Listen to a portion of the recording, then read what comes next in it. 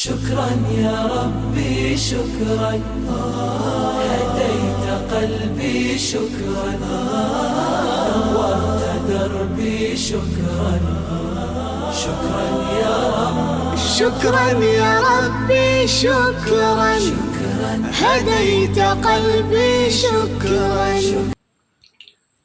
Bismillahirrahmanirrahim. Assalamualaikum warahmatullahi ta'ala wabarakatuh.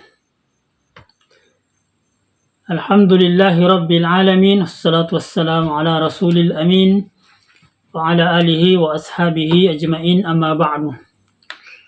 Alhamdulillah, kembali kita bersyukur kepada Allah subhanahu wa ta'ala. Kemudian kita bersalawat atas Rasulullah Muhammad sallallahu alaihi wasallam.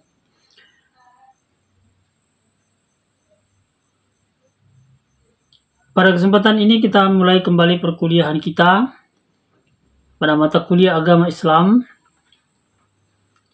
di mana pada kesempatan ini, pada pertemuan ini kita akan membahas tentang bab komitmen beragama yang sejati. Komitmen beragama yang sejati. Bahwasanya tidak sedikit orang yang mengaku beragama sebagai orang yang beragama, tetapi ternyata di dalam hidup dan kehidupan kesehariannya kita masih menjumpai mereka tidak seperti orang yang beragama. Tidak seperti orang yang beragama.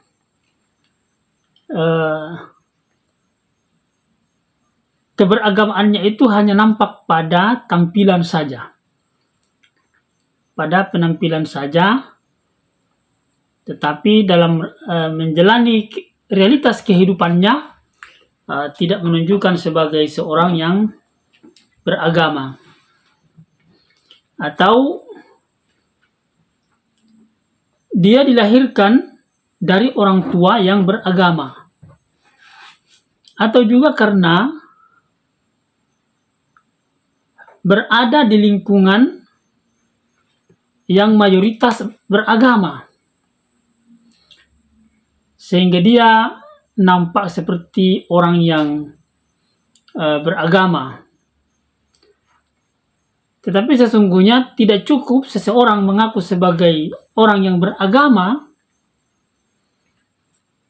atau katakanlah dia tidak cukup mengaku sebagai seorang muslim, akan tetapi ia harus memahami arti pengakuannya sebagai orang yang beragama itu.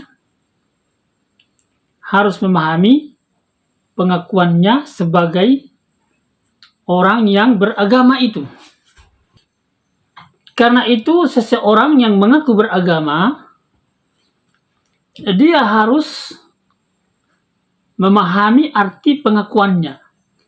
Harus memahami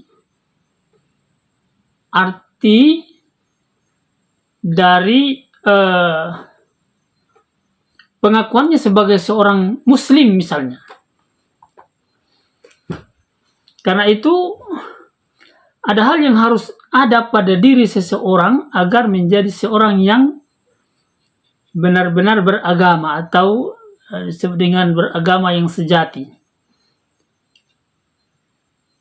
Bukan pengakuan tanpa bukti. Bukan hanya sekedar mengaku-mengaku saja sebagai orang yang beragama, tetapi sesungguhnya dia harus berusaha untuk memahami agamanya. Bahkan setelah itu dia berusaha untuk mengamalkannya di dalam kehidupan sehari-hari ya. Dan itulah orang yang beragama itu. Orang yang beragama itu adalah orang yang memiliki komitmen keberagamaan. Atau komitmen keberagamaan yang sejati.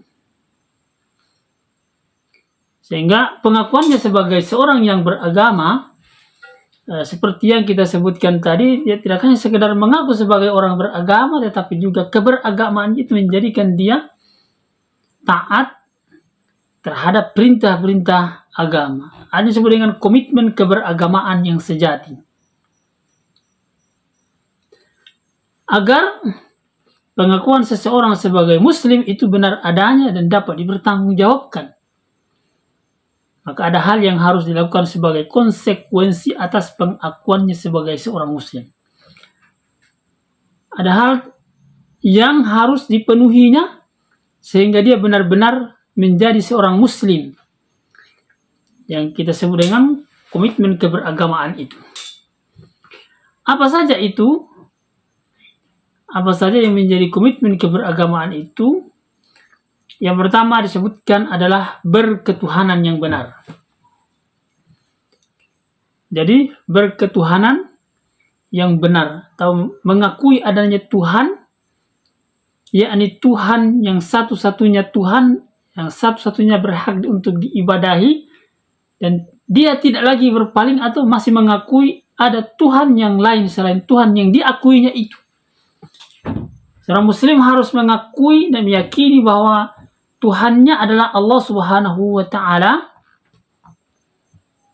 Kemudian dia beribadah, menyembah kepadanya Subhanahu wa Ta'ala, dan dia tidak lagi mengakui ada Tuhan yang lain. Ada Tuhan yang lain. Karena itu pengakuannya sebagai seorang muslim harus dilakukannya adalah membenarkan ketuhanan itu. Mengakui kebenaran Tuhan Allah Subhanahu wa Ta'ala.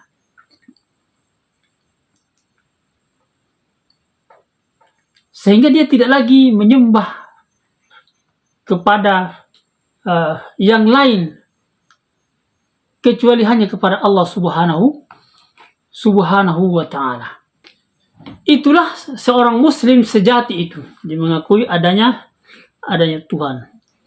Seorang muslim harus meyakini bahwa Tuhannya adalah Allah Subhanahu wa Ta'ala, kemudian taat kepadanya, beriman kepadanya, menyembah kepadanya, mendirikan sholat dan melakukan ibadah-ibadah yang lain kepada Allah Subhanahu wa Ta'ala saja, dan tidak lagi mengakui ada Tuhan yang lain selain Allah Subhanahu wa Ta'ala. Yang pertama. Yang kedua adalah membenarkan ibadah. Bahwa seorang muslim setelah meyakini Allah Subhanahu wa Ta'ala sebagai Tuhannya, maka dia beribadah kepada Allah Subhanahu wa Ta'ala. Dia melakukan ketundukan, kepatuhan dan kepasrahan hanya kepada Allah Subhanahu wa Ta'ala. Jadi menjalankan ibadah-ibadah yang diperintahkan oleh Allah Subhanahu wa Ta'ala. Dan memang demikianlah diciptakannya manusia ini. Sebagaimana disebutkan di dalam Al-Quran yang juga sudah sering kita bahas, yaitu tidaklah manusia dan jin ini diciptakan oleh Allah Subhanahu wa Ta'ala illa liya'budun, kecuali untuk beribadah kepada Allah Subhanahu wa Ta'ala. Sehingga komitmen seorang dalam beragama yang baik, yang benar adalah yang kedua tadi kita sebutkan, membenarkan ibadah. Yang kedua adalah membenarkan akhlak. Bahwa tujuan utama di dalam Islam adalah agar kaum muslimin memiliki akhlak yang mulia, memiliki adab yang baik, adab yang benar. Karena agama mengajarkan tentang itu. Betapa pentingnya akhlak dan adab di dalam Islam. Sehingga disebutkan bahwa seseorang itu sebenarnya lebih banyak membutuhkan adab daripada ilmu. Disebutkan oleh para ulama, nahnu qalilum minal adab, ahwaju minna katsirin minal. Jadi seorang hamba yang sejati adalah membutuhkan lebih banyak adab daripada ilmu. Kenapa demikian? Karena banyak orang yang berilmu, jika dia tidak beradab, maka dia akan menggunakan ilmunya untuk perkara-perkara yang dapat merusak agama. Banyak orang yang berilmu, dia manfaatkan dan digunakan ilmunya untuk hal-hal yang tidak baik dan tidak benar, yang dilarang oleh agama, dilarang oleh Allah Subhanahu wa Ta'ala. Tetapi yang paling baik adalah orang yang bagus akhlaknya, mantap adabnya, dan banyak ilmunya. Ilmu yang dimaksud tentunya adalah ilmu agama. Dan ini merupakan penggabungan yang luar biasa yang memang dibutuhkan oleh setiap orang yang beragama dan mengaku sebagai hamba Allah Subhanahu wa Ta'ala. Yang keempat adalah membenarkan keluarga dan rumah tangga. Jadi seorang muslim yang sejati itu tidak cukup menjadi seorang muslim untuk dirinya. Tidak cukup untuk menjadi seorang yang beriman pada dirinya saja atau untuk dirinya saja. Tetapi juga orang-orang yang ada di sekitarnya harus dibujuknya, diajaknya untuk menjadi orang yang beriman. Sehingga pengakuannya sebagai seorang yang beriman benar-benar itu tidak hanya sekedar klise pengakuan biasa, tetapi juga adalah bagaimana agar supaya dia menjadikan anggotanya, keluarganya, orang-orang yang ada di sekitarnya menjadi orang-orang yang beriman dan bertakwa kepada Allah Subhanahu wa Ta'ala. Yang kelima, komitmen seorang muslim sejati itu adalah mengendalikan hawa nafsu. Pergulatan melawan hawa nafsu sesungguhnya memang tidak bisa dipungkiri akan terjadi secara terus-menerus selama manusia ini menjalani kehidupannya. Maka sebagai seorang muslim, hendaknya dia selalu berjuang untuk mengendalikan hawa nafsunya, untuk mengalahkan bahkan hawa nafsunya. Karena itu, sungguh beruntung orang-orang yang mau menyucikan jiwa, bahkan sebaliknya merugilah orang-orang yang suka mengotori jiwanya. Merugilah orang-orang yang selalu memperturutkan syahwatnya, hawa nafsunya. Dalam Islam kita lihat ada tiga tipe orang dalam melawan hawa nafsu. Yang pertama disebutkan tipe orang yang mampu mengalahkan hawa nafsunya. Yang kedua tipe orang yang selalu kalah dengan hawa nafsunya. Dan yang ketiga adalah tipe yang kadang menang dan kadang-kadang juga mengalahkan hawa nafsunya. Nah, ini pertanyaannya, Anda di tipe yang mana kira-kira dari ketiga ini? Kalau kita mengkaji lebih jauh lagi, yang berkaitan dengan nafsu ini, maka agama menjelaskan ada 3 sifat jiwa di dalam diri manusia berkaitan dengan hawa nafsu ini. Sebutkan di dalam agama kita. Yang pertama sebutkan al-ammara bisu. Orang yang suka menyuruh kepada keburukan. Orang yang selalu mengajak kepada hal-hal yang dilarang oleh agama. Orang yang suka dan senang, bahkan senang melakukan hal-hal yang bermaksiat kepada Allah Subhanahu wa Ta'ala. Dan orang yang didominasi oleh al-ammara bisu ini adalah orang yang cenderung melakukan keburukan.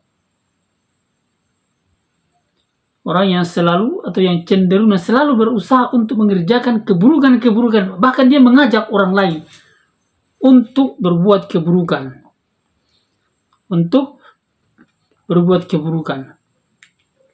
Yang kedua adalah lawamah. Yaitu jiwa yang selalu menyesali diri. Dalam sifat ini, manusia sangat diwajarkan ketika merasa menyesal atas diri sendiri setelah dia melakukan kesalahan atau penyimpangan atau keliruan atau pelanggaran.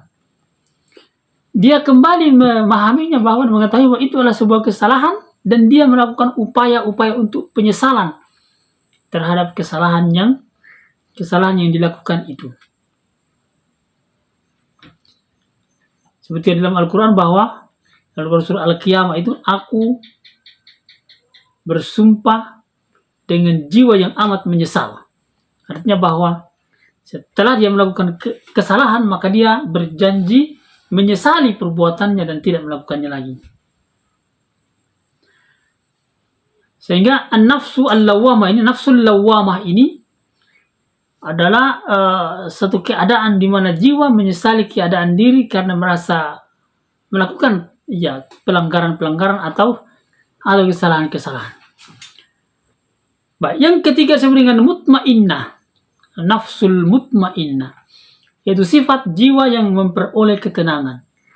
Kalau kita melihat dan membaca literasi disebutkan oleh Imam Ibnu Al-Qayyim Al-Zawjiyah dalam kitabnya Ighathal Al-Lahfan min Masyayidis Syaitan. Dalam kitab itu disebutkan bahwa apabila jiwa merasa tentram kepada Allah Subhanahu wa taala, kemudian tenang mengingat Allah Subhanahu wa taala, bertobat kepada Allah Subhanahu wa taala, bahkan rindu untuk bertemu dengan Allah Subhanahu wa taala, dan menghibur diri bahwa kelak nanti orang-orang yang berjiwa tenang ini akan berjumpa dengan Allah Subhanahu wa taala. Seperti disebutkan di dalam Al-Quran, ya ayuhan nafsul mutmainnah irji'i ila rabbiki radiyatan mardiyah wadkhuli fi ibadi wadkhuli jannah. Hai jiwa-jiwa yang tenang, kembalilah kepada Tuhan, kepada Rabbmu dengan hati yang puas dan diridhoinya Subhanahu wa taala. Maka masuklah ke dalam surga, ke dalam jannah.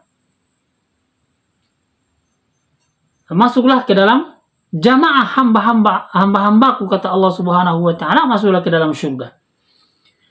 Itulah nafsul mutmainnah ini, jiwa yang tenang, jiwa yang selalu mengarahkan pemiliknya dekat dengan Allah Subhanahu wa taala, jiwa yang selalu mengarahkan pemiliknya berdialog dan bercengkraman dengan Allah Subhanahu wa taala, jiwa yang selalu mengantarkan manusia berada dalam ketenangan disebabkan karena dia dekat dengan Allah Subhanahu wa ta'ala. Oleh karena itu, seorang muslim tidak hanya sekedar tidak boleh hanya sekedar mengaku bahwa dia muslim, tetapi juga dia harus berusaha untuk memahami agama ini dengan baik. Kemudian dia memahami bahwa dia punya jiwa, punya nafsu, yang kemudian nafsu yang harus dipilihnya adalah nafsul mutmainnah, agar supaya seseorang itu bisa melawan hawa nafsunya, bisa mengendalikan hawa nafsunya.